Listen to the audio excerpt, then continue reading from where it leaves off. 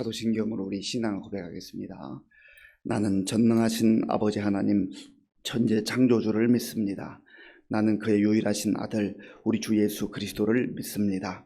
그는 성령으로 잉태되어 동정녀 마리아에게서 나시고 본디오 빌라도에게 고난을 받아 십자가에 못 박혀 죽으시고 장사된 지 사흘 만에 죽은 자 가운데서 다시 살아나셨으며 하늘에 오르시어 전능하신 아버지 하나님 우편에 앉아 계시다가 거기로부터 살아있는 자와 죽은 자를 심판하러 오십니다. 나는 성령을 믿으며 거룩한 공교회와 성도의 교제와 죄를 용서받는 것과 몸의 부활과 영생을 믿습니다. 아멘. 하나님께서 오늘 우리에게 주시는 말씀은 로마서 12장입니다. 그러므로 형제들아 내가 하나님의 모든 자비하심으로 너희를 권하노니 너희 몸을 하나님이 기뻐하시는 거룩한 산 제물로 드리라. 이는 너희가 드릴 영적 예배니라. 너희는 이 세대를 본받지 말고 오직 마음을 새롭게 함으로 변화를 받아 하나님의 선하시고 기뻐하시고 온전하신 뜻이 무엇인지 분별하도록 하라.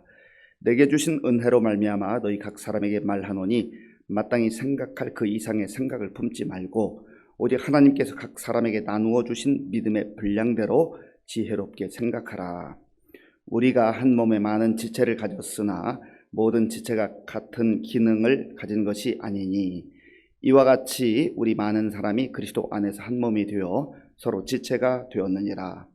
우리에게 주신 은혜대로 받은 은사가 각각 다르니 혹 예언이면 믿음의 분수대로, 혹 섬기는 일이면 섬기는 일로, 혹 가르치는 자면 가르치는 일로, 혹 위로하는 자면 위로하는 일로, 구제하는 자는 성실함으로, 다스리는 자는 부지런함으로, 긍휼을 베푸는 자는 즐거움으로 할 것이니라. 사랑에는 거짓이 없나니 악을 미워하고 선에 속하라. 형제를 사랑하여 서로 우애하고 존경하기를 서로 먼저 하며 부지런하여 게으르지 말고 열심을 품고 주를 섬기라. 소망 중에 즐거워하며 환난 중에 참으며 기도에 항상 힘쓰며 성도들의 쓸 것을 공급하며 손 대접하기를 힘쓰라. 너희를 박해하는 자를 축복하라. 축복하고 저주하지 말라. 즐거워하는 자들과 함께 즐거워하고 우는 자들과 함께 울라. 서로 마음을 같이 하며 높은 데 마음을 두지 말고 도리어 낮은 데 처하며 스스로 지혜 있는 채 하지 말라. 아무에게도 악으로 갚지 말고 모든 사람 앞에서 선한 일을 도모하라. 할 수 있거든 너희로서는 모든 사람과 더불어 화목하라. 내 사랑하는 자들아 너희가 친히 원수를 갚지 말고 하나님의 진노하심에 맡기라. 기록되었으되 원수 갚는 것이 내게 있으니 내가 갚으리라고 주께서 말씀하시니라. 네 원수가 줄이거든 먹이고 목마르거든 마시게 하라. 그리함으로 네가 숯불을 그 머리에 쌓아 놓으리라. 악에게 지지 말고 선으로 악을 이기라. 아멘. 로마서는 16장으로 구성되어 있습니다. 바울이 로마에 있는 성도들, 로마 교회에 보내는 서신입니다.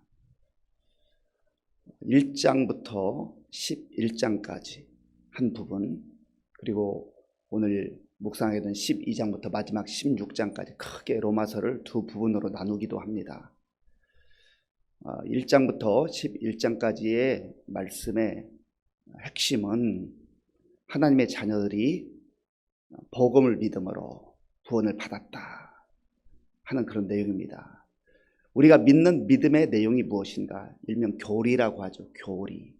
그래서 우리가 믿는 믿음의 내용, 그 내용을 분명하게 말씀하고 있습니다. 그리고 12장부터 마지막 16장까지는 우리가 믿는 내용이 이러하다면 그리스도인들은, 하나님의 자녀들은 그 내용을 알고만 있어서는 안 되고 그대로 살아야 된다 하는 그런 실천적인 내용, 적용해야 될 내용을 설명하고 있습니다.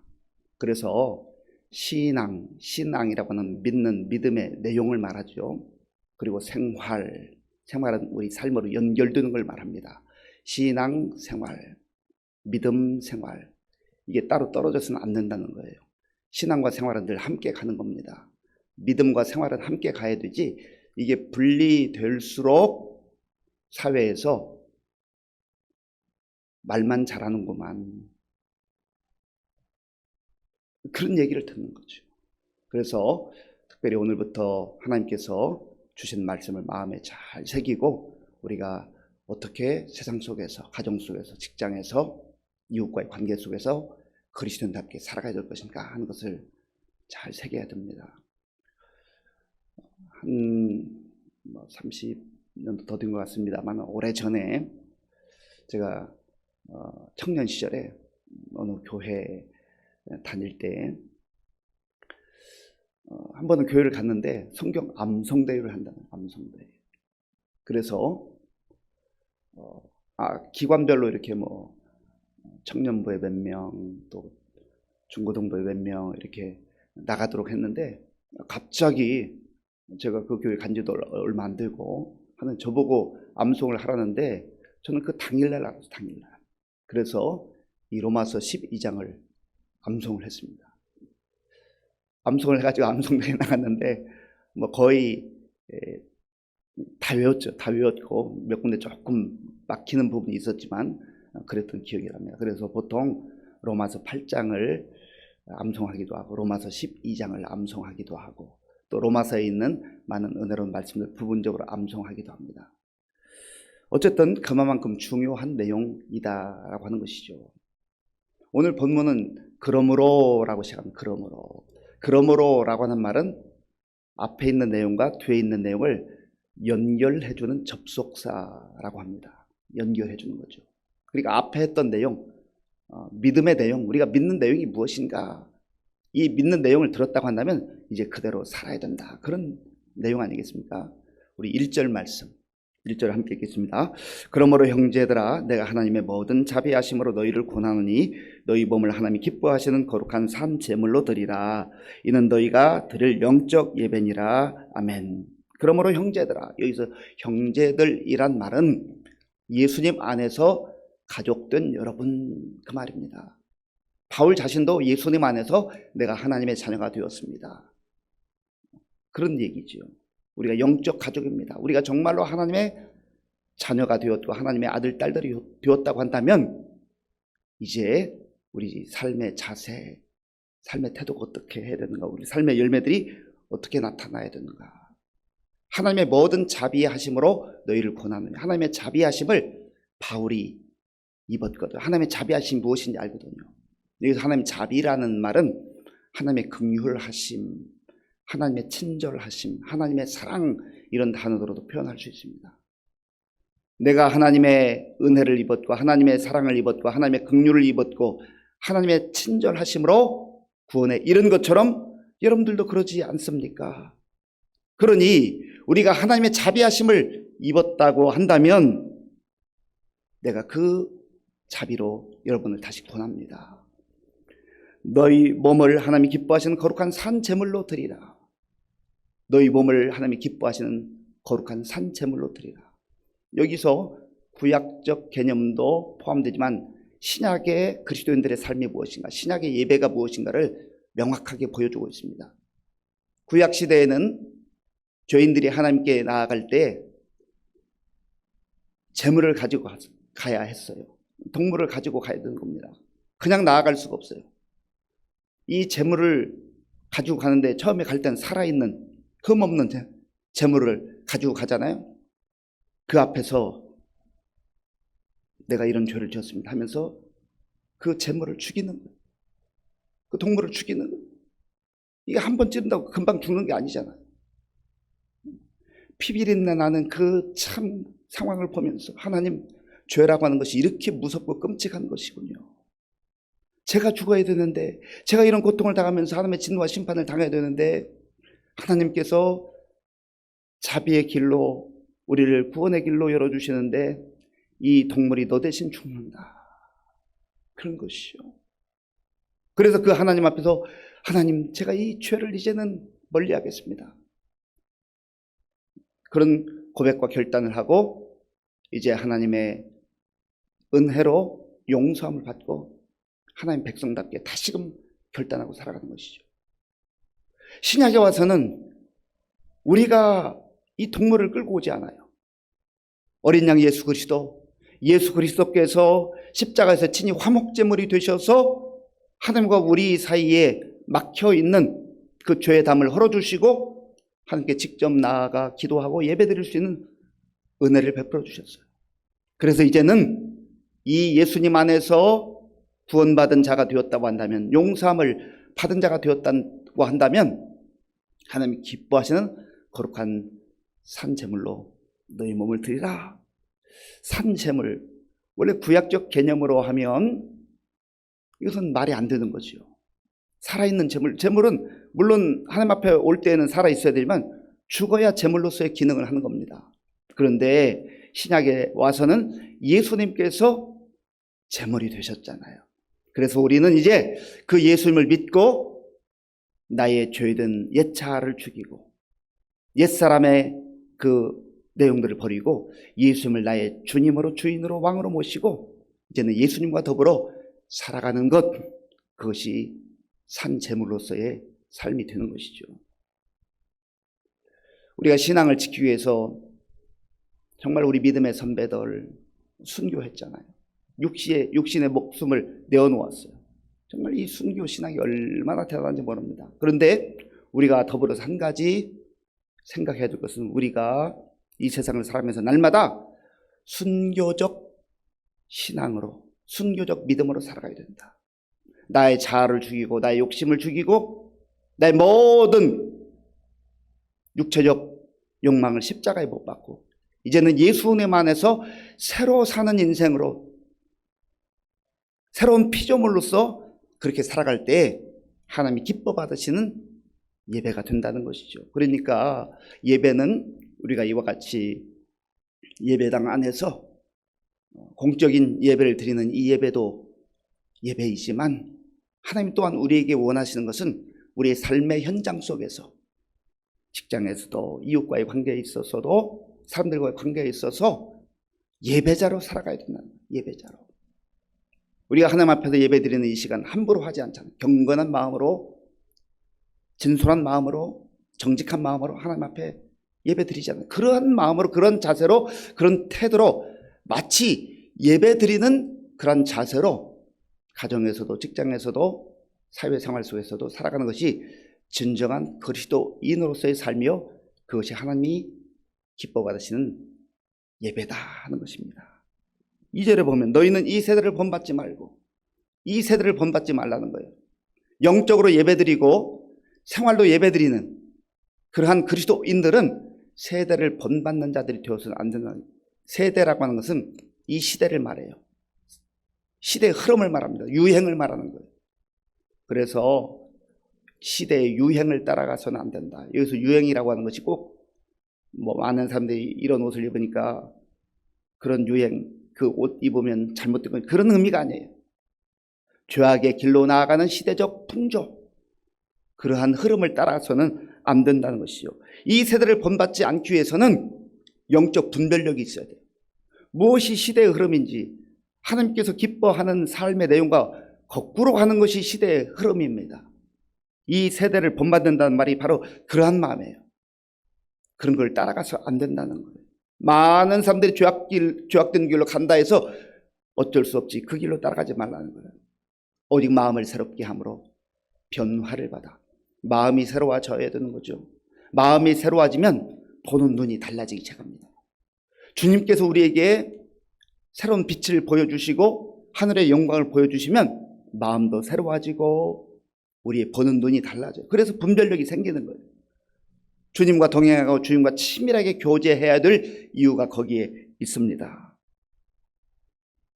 마음을 새롭게 함으로 변화를 받아 하나님의 선하시고 기뻐하시고 온전하신 뜻이 무엇인지 분별하도록 하라. 무엇이 진짜인지, 무엇이 가짜인지, 무엇이 진리인지, 무엇이 시대적 흐름과 풍조인지를 잘 분별해야 한다는 거죠. 이렇게 그리스도인으로서의 정체성, 하나님의 자녀로서의 정체성을 가지고 이제 좀 더 3절 이후에는 구체적인 내용이 나오는데요. 3절에서는 우리의 생각을 잘 잘 해야 된다. 우리가 생각을 잘 해야 된다 하는 내용이에요. 3절 제가 읽겠습니다. 내게 주신 은혜로 말미암아 너희 각 사람에게 말하노니 마땅히 생각할 그 이상의 생각을 품지 말고 오직 하나님께서 각 사람에게 나누어 주신 믿음의 분량대로 지혜롭게 생각하라. 아멘. 그래서 예수 믿는다는 것은 다른 말로 말하면 내가 전에 생각했던 그 생각을 내려놓고 하나님이 주시는 생각으로 바꿔가는 거예요. 생각이 바뀌는 거예요. 생각이 바뀔 때 우리의 삶이 달라지는 것 아니겠습니까? 공동체를 바라볼 때도 그래요. 우리가 교회 공동체를 바라볼 때도 한 몸에 많은 지체를 가졌다. 한 몸. 예수 그리스도, 그 예수 그리스도에 우리가 붙어 있는 그런 지체들이 되었다라고 하는 거예요. 교회의 머리는 예수님이십니다. 그래서 예수님의 제자들로, 주의 자녀들로 살아가는 우리들이 생각이 변화되어야 되는데, 특별히 어떤 부분에서 그러냐 하면 다른 사람들의 은사를 존중하라는 거예요. 내가 받은 은사가 있고 내가 받은 은혜가 있는데 그것이 전부인 걸로 생각하고 내가 받은 은혜 유형과 조금 다르면 저것 아닌데, 내가 경험한 것은 이것인데, 그렇게 판단하지 말라는 겁니다. 하나님께서는 다양한 사람들을 부르셔서 다양한 은사를 주세요. 그래서 이 부분에 있어서도 우리의 생각을 바꾸어야 한다는 거예요. 어떤 사람은 두 손 모으고 간절하게 조용히 기도하는 사람이 있는가, 어떤 사람은 또 손을 들고 막 통성으로 기도한다. 물론 그 때를 좀 분별할 필요는 있습니다. 우리가 간혹 새벽 기도에는 아주 큰 소리로 통성 기도로 잘 하지는 않습니다. 그 틀려서가 아니라 시간대 또 어떤 그 분위기 이런 것 때문에 그런 것이죠. 새벽에라도 답답하면 통성으로 기도할 수 있는 거예요. 그러나 보통의 경우는 우리가 밤 기도할 때 통성으로 기도합니다. 어떤 분들은 통성 기도를 마치 잘못된 것처럼 생각하는 경우가 있어요. 그게 아니에요. 은사가 다 다른 거예요. 그리고 다양한 모습으로 하나님을 구할 수 있는 거예요.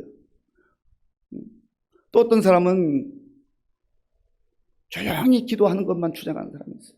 어떤 사람은 통성 기도만 주장하는 거 있어요. 통성 기도도 필요하고 조용히 하는 기도도 필요해요. 다 할 수 있어야 돼요. 그리고 내가 개인적으로 서운한 게 통성 기도다 해도 하나님께서는 저 사람에게는 조용히 기도하면서 은혜 받는 그러한 또 믿음으로 인도하시는구나. 그걸 인정하고 존중해줘요. 마치 내가 하는 것은 옳은 것이고 다른 사람이 하는 것은 틀린 것처럼 그렇게 생각할 때 우리의 신앙이 바리새인화 되어서 자꾸 정죄하고 판단하기 시작한다는 겁니다. 우리에게 주신 은사를 따라서 섬길 때에 하나님의 교회, 주님의 몸된 교회 공동체는 건강해지고 성숙해지고 든든히 세워진다라고 하는 것입니다. 10절부터 13절까지, 10절부터 13절을 제가 읽겠습니다. 형제를 사랑하여 서로 우애하고 존경하기를 서로 먼저 하며 부지런하게 게으르지 말고 열심 품고 주를 섬기라. 소망 중에 즐거워하며 환난 중에 참으며 기도에 항상 힘쓰며 성도들의 쓸 것을 공급하며 손 대접하기를 힘쓰라. 아멘. 이것이 바로 그리스도인의 삶이요 교회의 공동체의 모습이어야 한다는 것입니다. 15절 말씀, 15절 함께 읽겠습니다. 즐거워하는 자들과 함께 즐거워하고 우는 자들과 함께 울라. 아멘. 이 15절 말씀을 근거해서 우리가 지난 2년 동안 우리는 함께 웃고 함께 우는 성령 공동체, 바로 이 말씀이 주제 말씀이 되는 거예요. 즐거워하는 자들과 함께 즐거워하고, 다른 사람이 기뻐하고 즐거워할 때에 배 아파하고 시기하지 말라는 거예요. 사랑의 눈으로 바라보면, 내 형제, 내 식구라고 생각하면, 하나님의 아버지의 시선으로 바라보면 다른 사람이 잘 될 때 내가 마치 잘된 것처럼, 내 일인 것처럼 기뻐하고 축복하고 축하하고 그렇게 할 수 있다는 거죠. 이게 진정한 그리스도인의 삶이요 성숙한 그러한 신앙인의 모습이라는 거예요. 다른 사람이 울고 있고 아파할 때 그 옆에 가서 함께 울어주고 함께 있어주고 손을 잡아주고, 그게 진정한 그리스도인의 삶이라는 것이죠. 이외에도 여러 가지 인간관계에 있어서 우리 그리스도인들이 어떻게 살아가야 될 것인가, 특별히 원수의 문제, 내가 저 사람은 용서할 수 없어, 하나님께 맡기라는 거예요. 쉬운 게 아니죠. 그러나 진짜 우리가 그리스도인으로 예수님을 따라가는 그러한 자녀들이라고 한다면 주님께 맡기라는 거예요. 그러면 주님께서 그 모든 것을 친히 감당하시겠다, 친히 인도하시겠다 말씀하십니다. 오늘 이 로마서 12장의 말씀을 또 오늘 틈틈이 한번 읽어보실 수 있으면 좋아요. 묵상하면 좋아요. 한 절 한 절이 기가 막힌 주옥 같은 말씀이에요. 이 말씀 잘 기억하셔서 또 순종하는 가운데 우리 신앙과 생활이 따로따로 그렇게 떨어져 있지 아니하고 연결되어 있으므로 세상 속에서 칭찬받고 인정받는, 그리고 아름다운 복음의 향기를 드러낼 수 있는 저와 여러분들이 될 수 있기를 바랍니다. 아버지 하나님 감사합니다. 우리에게 주시는 말씀 마음에 잘 새기게 하시고 우리가 알고 있는 믿음의 내용과 삶의 열매들이 분리되지 않도록 하나님 도와주시옵소서. 저희는 부족하고 연약하오니 성령 하나님께서 우리의 생각을 바꾸어 주시고 우리의 눈을 바꾸어 주셔서 하나님의 마음으로 하나님 주시는 지혜로 생각하게 하시고 하나님의 시선으로 바라보며 오늘도 어디 가든지 그리스도인다운 삶을 살아갈 수 있도록 도와주옵소서. 예수님의 이름으로 기도하옵나이다. 아멘. 주기도문으로 예배를 마치겠습니다. 하늘에 계신 우리 아버지, 아버지의 이름을 거룩하게 하시며 아버지의 나라가 오게 하시며 아버지의 뜻이 하늘에서와 같이 땅에서도 이루어지게 하소서. 오늘 우리에게 일용할 양식을 주시고 우리가 우리에게 잘못한 사람을 용서하여 준 것과 같이 우리 죄를 용서하여 주시고 우리를 시험에 빠지지 않게 하시고 악에서 구하소서.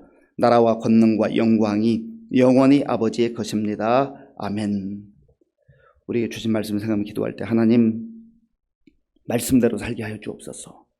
말씀과 생활이, 믿음과 생활이 너무 떨어져 있는 그러한 생활이 아니라 주님 보시기에 정말 순종하는 삶, 말씀대로 사는 그러한 하나님의 자녀가 되게 하여 주옵소서. 기도하시고요.